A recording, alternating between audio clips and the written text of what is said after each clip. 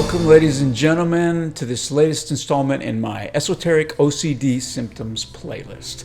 I'm Dr. Silva, and today I'm going to be talking about a little discussed OCD symptom, a compulsion I call tracing, because that's what it is. That's what it consists of. If you haven't watched any of my other videos in this playlist, I encourage you to do so, but just to reiterate, this playlist is about discussing those symptoms of obsessive-compulsive disorder, of which I myself am a sufferer, that no one has ever heard about, or that are rarely, if ever, talked about. It's not the textbook hand-washing and counting and checking behaviors that are so famous. Rather, these are weird and irrational little behaviors that are definitely driven by an often subliminal anxiety that I myself do, which is how I know about them.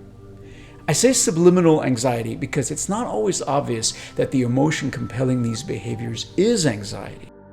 And they are compulsive. More on that in a minute. Anxiety is a broad term. It encompasses an unease, a tension that can be quite subtle, that doesn't necessarily manifest as overt worrying. But when closely examined, it is a concern. It is a forced action, i.e. a compulsion, that underlies these behaviors. And the impetus is to avoid that dis-ease, that anxiety, that tension, whatever you call it. It took me a while to identify that it is my OCD, in fact, that drives certain things that I do or don't do. It also includes refraining from certain behaviors that would be more logical or convenient, because OCD behaviors are irrational.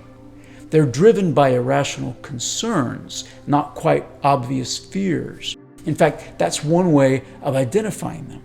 They're irrational. They don't make sense. The emotion provoking the behavior is by definition irrational. Anxiety is irrational fear. It's excessive and symptomatic. And so the behavior itself is also irrational. There are better ways of doing things. One of my other videos in this series is called Doing Things the Hard Way. Scleropraxia. I hope that term catches on. I coined it. In other videos, I talk about the behavior seeming to be the lesser of two evils, where the first evil, quote unquote, is completely imaginary. For example, washing one's hands 30 times a day is the lesser of two evils when compared to contracting disease. Sure, the hands end up red and chafed with the skin peeling off from too much soap and water, to say nothing of the time commitment, but that's better than disease, right? Wrong. The latter, that crazy fear, is actually the only evil. As I was planning this presentation, I thought it's not sufficient just to detail a weird behavior and say that it's OCD driven. The message that I want to impart needs to elucidate the nature of these symptoms, which facet of OCD is involved. I often say OCD is multi-layered and multifaceted.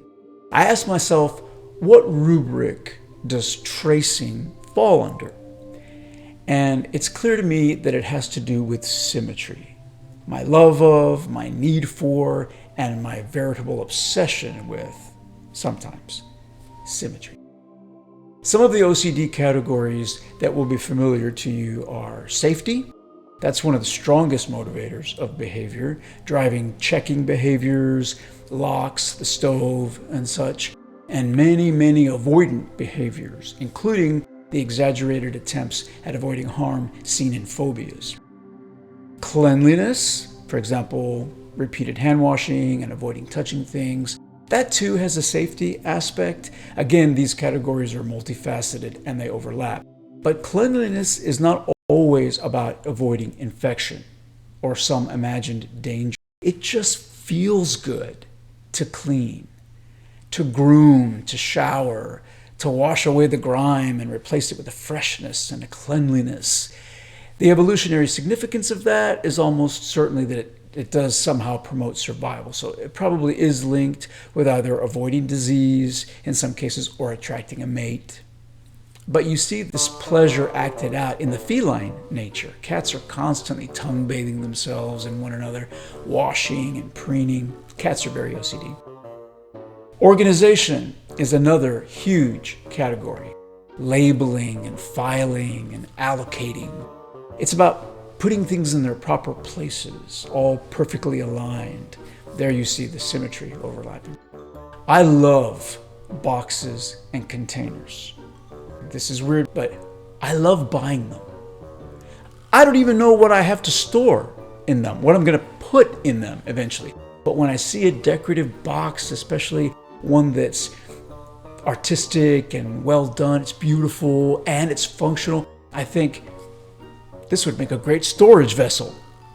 And it's maybe not an alien thought, maybe other people have had this thought, but people with OCD especially, oh, this is going to be great for putting stuff in. And if I know that I don't need it or I don't have anything that I could put in it, if it's beautiful, I think to myself, it'll make a great gift. I rationalize it. But the solution, the utility, precedes the need in those situations. And then the need becomes the need to procure the vessel. And so here you have the hoarding instinct, the collection instinct, and amassing OCD instinct that starts to overlap. Again, it's like a Venn diagram. There's just overlapping all over the place. But that's where the tension lies and where the pleasure ensues from acquiring a storage vessel. Never mind what I'll later need to actually store in it. Check out the beautiful design, the handiwork, and look how perfectly the lid works. I once had an angry teacher in the 2nd grade rip the lid off of a pencil box because I was busy admiring how it opened and closed. Opening and closing it and opening and closing it after she told us that it might be a good idea to just take the lid off. So it was like the 1st or 2nd day of 2nd grade. Mrs. Barker, I'll never forget. That name has not been changed to protect the innocent. Her name was Mrs. Barker. And she told us that we should take the lid off, rip the lid off of our pencil boxes so that we could get at our supplies, the paste and the pencils and all that. We could get at those things more easily. We wouldn't have to be opening and closing the box, which is really kind of dumb. It's a box. It's meant to hold things. You take the lid off of it, stuff is going to spill out, and it takes 2 seconds to open the box. But maybe because she said that, it triggered something in my mind. And not to piss her off, but I opened the box and I closed the box. And I thought, no, this is great. I probably was triggered by what she had said because I was really maybe very happy to see how the box opened and closed, the functionality of this storage vessel. Of course, I was, at 6 years old. I didn't know what was going on. But let me tell you, I'm analyzing it now retrospectively. And that had to be what it was. But it made her so mad. I guess she thought she had just told us to save ourselves the trouble of having to open and close. And here I was opening and closing while she was talking, probably making noise. She put her marched down that aisle, grabbed it, ripped the cover off of it, and then went back. That was a violation. That was violence. She not only violated my box, but she also did something she had absolutely no right to do. It was my box. See, I'm reliving as I'm talking about it. Check out my other video on reliving, the OCD one I did just before this one. But it was wrong, Mrs. Barker, it was wrong. And I'm telling my viewers about it to get my retribution. Okay, so I'm good, I'm calm. But I just relived that. I was so traumatized, and then I saw it later there on her desk. Anyway, I digress. Tracing, what I call tracing, that falls under the symmetry category. This is a category that I'm proposing, by the way. These are not necessarily official classifications. I have OCD. This is how I think about it and what I've figured out about it. It's true for me. It makes sense to me. It's not something gleaned out of a textbook. So they're not official, but I am officially proposing them. And I place symmetry in a category of its own because although it overlaps a little bit with organization, it doesn't always have utility. And it can exist just purely where the only satisfaction is that the painting is hung straight and the edges are parallel, or the text in a book is justified on both sides or else centered. And other objects and drawings and such are even with clean, crisp lines that emanate from a central point with equal lengths and at equal angles. I set it into a category unto itself because often it doesn't seem to be about anything else or to accomplish anything else. You're not storing anything, you're not organizing anything, you're not amassing anything. You're just admiring the beauty of those straight edges, those parallel edges, and those perfect angles. As far as evolutionary significance, I know there are theories of beauty and how we as animals respond to things and perceive them as attractive. Obviously, with the sexes, that's predicated on genes and hormones and brain chemistry, but in other non-sexual, non-reproductive contexts, symmetry is a quality that some researchers, some theorists propose might elicit the perception of something as beautiful and attractive. The Fibonacci sequence is another mathematical model of beauty and perfection in nature. I talk about a satisfaction, but remember, it's anxiety that's driving this behavior, always. So even when I say satisfaction, it's the satisfaction of avoiding the tension, the angst, the dissatisfaction that would certainly ensue if the painting on the wall were not adjusted just a hair counterclockwise. And usually we're talking about a hair. So remember, it's about correcting a perceived evil, quote unquote, the evil of asymmetry. Why is it bad? Why would asymmetry be unfavorable? Ultimately, the answer is because of brain chemistry. It's not amenable to logical dissection beyond that. The reason why, if you want to know why, brain chemistry, that's the answer. Evolutionarily, there could be all kinds of theories why my brain should be hardwired that way and why certain people should have a deficiency of serotonin, is what I believe it predicates this, the pathophysiology. I don't know what the pathophysiology is. We don't know what it is, but why we evolved, why some of us have this genetic predisposition to have this biological threshold that can be manipulated in such a way that we start having these symptoms, I don't know. All I know is that I need things to be evenly spaced and perfectly aligned. That avoids the discomfort of things being crooked and misaligned. And here's what's important. That need, that potential discomfort, waxes and wanes along with brain chemistry. Okay? It waxes and wanes, which is another huge clue that it's driven by OCD, that it's a part of OCD. It's not a constant level of needing symmetry or organization or to wash your hands or bite your fingernails or whatever it is. Note, I don't say wanting symmetry. To my mind, I need it, okay, because that's what it feels like an itch or a hunger. It's biological, it's compulsive, and it's based on chemistry. But one way to identify OCD behaviors is that they are, one, irrational, unnecessary, excessive, actually maladaptive, because it's an instinct gone awry, a biological process gone haywire. Think autoimmune diseases or cancer. And two, they wax and wane. Sometimes the very same symptoms are worse than at other times. And so let's take the example of biting your fingernails. Stress hormones make that urge worse. It's worse when we get stressed, when norepinephrine is increased. And medications that increase norepinephrine also cause it, even if you're not consciously stressed.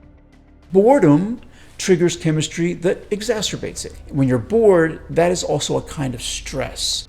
And it results in chemical reactions in your brain that if you are somebody who is prone to tics, the tics start to emerge, whether that's nail biting or skin picking or tongue clucking or whatever the tic is. It's absolutely a physical threshold that is predicated on brain chemistry. Sometimes you can't stop biting your nails or your cuticles, and other times you're not doing it, but you're not even thinking about doing it.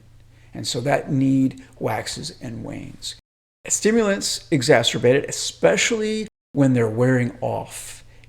Increased dopamine, which is actually on the decline, as a withdrawal symptom, you often see the emergence of tics. Tics are unmasked, although they can also occur during an Adderall peak, but people who are prone to it will start to experience it as the medication starts to wear off.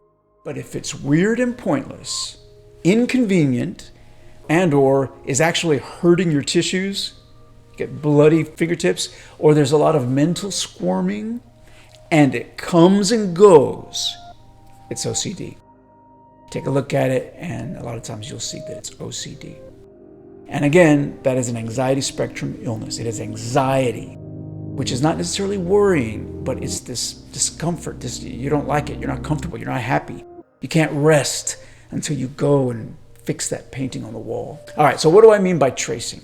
I first became aware of tracing in myself while driving. I would trace the outline of the license plates on the cars in front of me. I'd be driving, and that's what I'd be looking at, and for whatever reason, probably because I was taking Adderall, I would mentally trace the outline of the plates. Sometimes starting on the right and going clockwise, sometimes starting on the left and going counterclockwise, sometimes from the middle on top, going both directions simultaneously and meeting in the middle at the bottom. Sometimes I would catch a finger on the steering wheel moving, but mostly it was mental. And I would do this repeatedly, over and over. And if I traced a straight line from the center of the plate off to the right, I would have to balance that with a quick mental swipe to the left. It was compulsory. The first swipe felt compulsory, but then the second swipe became mandatory. And so there's just these fluctuating levels of the want/need to do things. And this was automatic behavior that quickly got on my nerves. I was doing it for a while before I even noticed what I was doing, probably over several days. Then I noticed, why do I do this? So it took a while for me to even notice what I was doing and be aware of it. And it was really aggravating. I didn't want the tension. I didn't want to have to do it, but it was like an itch, a tension that built and built until I released it by capitulating to the compulsion, mentally scratching, if you will. And I felt the tension release. And so there had to be a corresponding chemical reaction going on, probably in the vicinity of the caudate nucleus. Depending on that chemical environment, I might have to do that 10 or 15 times, or for 10 or 15 minutes, intermittently, until I forced myself to stop. I was driving myself crazy, no pun intended. I could suppress the behavior, but that took energy too, just like not biting your nails. And not biting them, and not biting them, and not biting them, and not biting them, as opposed to normally just not biting and not thinking about biting them. So capitulating and tracing seemed to be the lesser of two evils, when the other option was to suppress the urge to trace. But how can you suppress it? It's there. The only way to suppress it is to give into it. The problem with this particular tension was that it was constant. So unlike some other tics that you might have, it's a lot like biting your fingernails, because the biting, and you wanted to keep biting and keep biting and keep biting. And so I would trace, but I would want to keep tracing and keep tracing and keep tracing. And even though I was satisfying some urge, the urge was constant. It was not abating in the capitulating to it. And that's why it was driving me crazy. That's why I noticed it. And that's why it was so aggravating. And I would have to force myself to stop. But again, the only evil was the urge, and it was illusory. Well, illusory, although tell that to my caudate, it's very real. The thirst is real, like the need to move when you have medication-induced akathisia. There's no absolute real-world need to move, but in the subjective context of the individual with akathisia, the need to move is real, even if it accomplishes nothing more than moving itself. And it can be absolute if severe. If severe enough, akathisia can make you move. Movement can reach involuntary levels where you're pacing around and somebody would have to hold you down to stop you from moving. That's rare for akathisia to be that severe, but the need, quote unquote, is a subjective thing. And so when it's very severe, it's absolute, and the organism, the individual, would just be pacing around. An animal would just be doing it because that's what the brain is telling it to do. It wouldn't be trying to sit still. But human beings might be trying to sit still so as not to cause a commotion. At some point, you might have to get up and leave the lecture hall because you can't sit there any longer. So I don't know if any of you have experienced akathisia. This is an analogy, okay? This is similar. I'm talking about akathisia that's induced by medication because it has to do with brain chemistry. And so there you have a behavior that's alleviated. The tension inside is alleviated by capitulating to the behavior. You move, you feel better. And I'm talking about akathisia. It's similar. It's an analogy. I'm talking about akathisia because that's a behavior, moving, that is predicated on brain chemistry. And by capitulating to this subjective need to move, then you feel better. It calms down that internal problem. It's a problem with dopamine in that case. Dopamine is being suppressed in a certain part of the brain. And so when you move, that helps to correct that lack of dopamine, that dopamine blockade. Moving somehow assuages those neurons. And so in this case, in the case of a tic or a compulsive urge, you have the urge to do it because of some dysfunction, a serotonergic dysfunction. I presume that it is you don't have enough serotonin in a certain region of your brain. And then by giving in to that need, by fixing whatever it is that's bothering you, whether it's symmetry or collecting something and storing it away for future use or whatever it is, then there's a chemical reaction that occurs and you feel better. I am talking about a compulsion. This is mental behavior, this tracing. It might be invisible to other people. I didn't always use a finger, but it's real behavior. Just as real as hand washing or otherwise manipulating the external environment. It's not just thought. Although one could argue that thought is mental behavior, but it is behavior, and it's compulsory. Later, I would trace the outlines of the buildings outside the gym windows while on the elliptical at the gym. I'd go to the gym, I'd get on the stair climber, and I would be madly, and only as I got started, I would be madly tracing the outlines of all the buildings up and down and back and forth and driving myself crazy. And it didn't happen on the way to the gym. But it happened once I got on the machine doing my cardio workout. And I was able to piece together that working out certainly brought it on, but it was because I like to smoke weed before working out. And so definitely when I was stoned, marijuana was exacerbating the OCD symptom, with or without exercise. And that makes sense because marijuana in me, and a lot of people, I'm sure, also heightens certain other OCD urges that I won't get into here. But stimulants, dopamine and norepinephrine, would also be expected to heighten OCD, including tics if one is prone to that. Nail biting, hair pulling, skin picking, knuckle cracking, eye blinking, smelling your pillow, however it manifests. But when I started taking bupropion, which is not a stimulant, but it blocks the reuptake of dopamine and norepinephrine as the stimulants do, I noticed tracing, which I hadn't done in several years after I'd gotten sober and stopped smoking weed and taking Adderall. But I noticed it again on the treadmill, but not getting ready to work out. Just as before, not driving on the way to the gym, but once I started working out. So seems to be either an additive or a synergistic effect there. It was the Wellbutrin lowering my threshold for tracing and then altering my neurochemistry ever so slightly by starting to work out.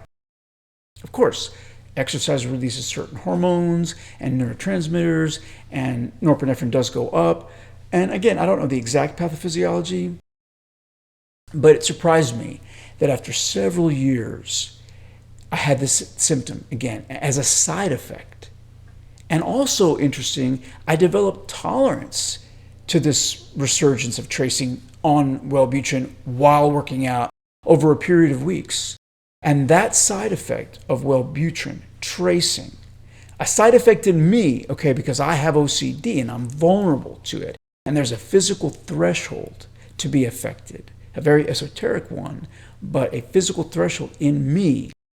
That side effect abated over time. So I developed a tolerance to it.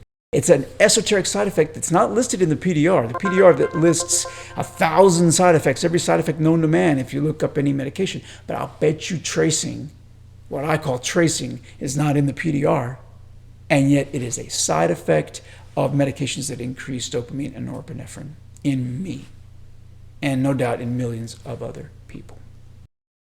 So anyway, that's about it regarding tracing. It's comprised by honoring symmetry, kneading it to the point of mentally tracing outlines and literally running circles in my mind, tracing circles in my mind, or actually it was usually squares, but anyway, even to the point of aggravating myself. Tracing is annoying. I don't like it. And I think it's because the urge is so constant when it arises. But I'm happy to report that I did develop tolerance to it. I'm still trying to figure some of this stuff out. I'm just putting it out there for now. It'll be interesting to see how many people do the same or do something similar when this channel grows and finds a wider audience. I don't expect that this video is going to get a lot of views. It's so esoteric and no one's going to be searching for it, and so few people are going to be able to identify with it. But in the meantime, thank you for watching. Comments are always welcome.